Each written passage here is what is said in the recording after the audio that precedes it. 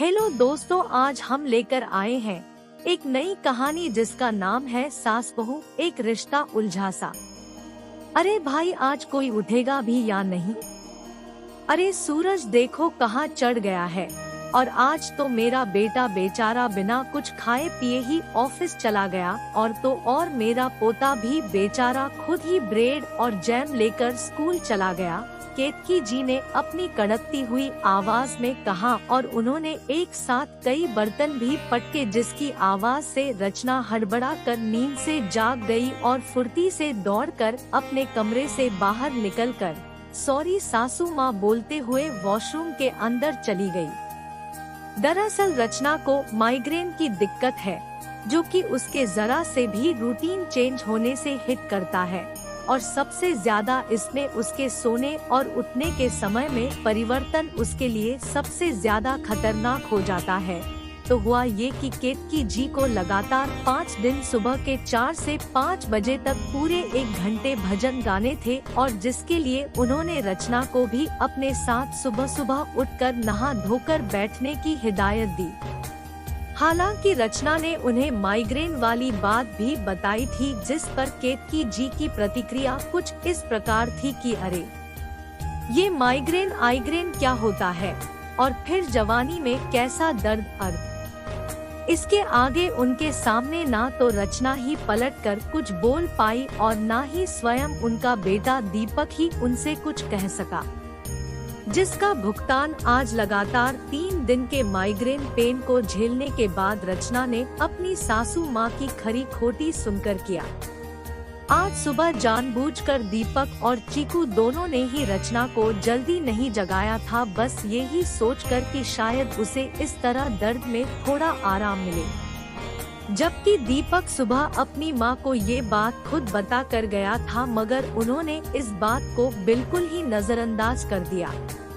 केतकी जी आज पूरा दिन मुंह फुलाए ही रही, और फिर शाम को दीपक के ऑफिस से आते ही केतकी जी ने अपना वही पुराना राग अलापना शुरू कर दिया कि वह तो जवानी में कितना घर का काम किया करती थी, और उन्होंने तो अपनी सास के साथ साथ अपनी दादी सास की भी भरपूर सेवा की थी। और एक उनका हमेशा का डायलॉग कि कितने लीटर तेल तो दीपक की दादी की मालिश में लग गया।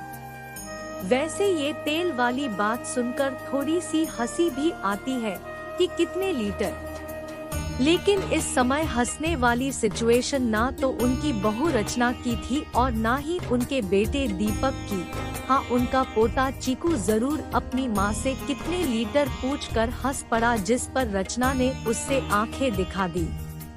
केतकी जी बस धारा प्रवाह बोलती ही जा रही थी, और फिर ना जाने कैसे आज दीपक के मुंह से भी शायद गलती से निकल गया कि माँ रचना कितना कुछ तो करती है आपके लिए, तन से, मन से और धन से भी, मगर आप। बस दीपक का इतना ही कहना हुआ कि केतकी जी की आंखों से अभी तक निकलती हुई ज्वाला लावा बनकर फूट पड़ी और उनकी आंखों से बह निकली। केतकी जी खूब चिल्ला कर रोने लगी, जिस पर दीपक के साथ साथ रचना और चीकू भी दौड़कर उनके पास आ गए और उन्हें चुप कराने लगे। इस पर भी केतकी जी ने अपनी बहू रचना को बड़ी जोर से डांट कर झिड़क दिया, जिसके बाद दीपक भी खुद ब खुद ही वहां से पीछे हट गया। तभी चीकू रचना के कहने पर दौड़कर किचन से पानी का एक गिलास ले आया, और उसने बड़े ही प्यार से अपनी दादी को वो पानी का गिलास पीने के लिए पकड़ाया, जिस पर केतकी जी ने की चीकू को जोर से अपने सीने से लगा लिया और फिर से रोने लग गयी। कुछ देर बाद ही केतकी जी ने ये फरमान जारी कर दिया कि वो कल सुबह ही कानपुर जा रही है, और फिर वो अपने कमरे में सोने चली गई। वैसे तो आज की रात केतकी जी की आंखों से नींद बिल्कुल ही गायब थी, और तभी उन्हें अपनी बात कहने तथा अपने दुख को बांटने के लिए एक शख्स का ख्याल आया, जो थी उनकी एटा वाली बड़ी बहन। उन्होंने फटाफट अपने सिरहाने रखा हुआ चश्मा उठाया और उसे लगाकर अपनी बड़ी बहन का नंबर अपने मोबाइल से डायल किया। एक बार तो उनकी बहन ने फोन उठाया ही नहीं, रात ज्यादा हो जाने के कारण वो सो चुकी थी, मगर जब केतकी जी ने उनका नंबर दोबारा डायल किया तो 2 या 3 घंटियों के बाद ही उधर से फोन उठ गया। नमस्ते, इतनी रात को क्या हुआ केतकी, सब ठीक है ना?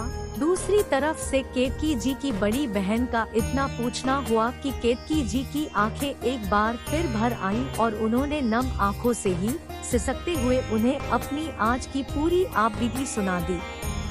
अरे आज तक तो बहू ही पराई थी दीदी, मगर आज तो मुझे ऐसा लगा कि मेरा अपना बेटा भी पराया हो गया है। इतना कहते कहते सुबकने लगी केतकी जी।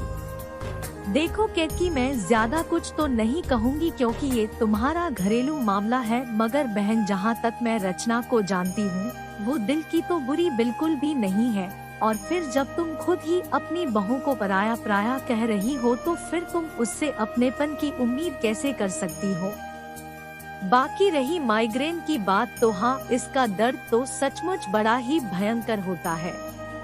अरे अपनी वो सरला है ना, रमेश भैया की लड़की, उसे भी यही बीमारी है। बेचारी बहुत दुखी रहती है। और ये मेरे पड़ोस के किशोर की बीवी भैया, ये तो हफ्ते में 4 दिन सिर पकड़कर पड़ी रहती है और घर का सारा काम उसकी बूढ़ी सास ही करती है।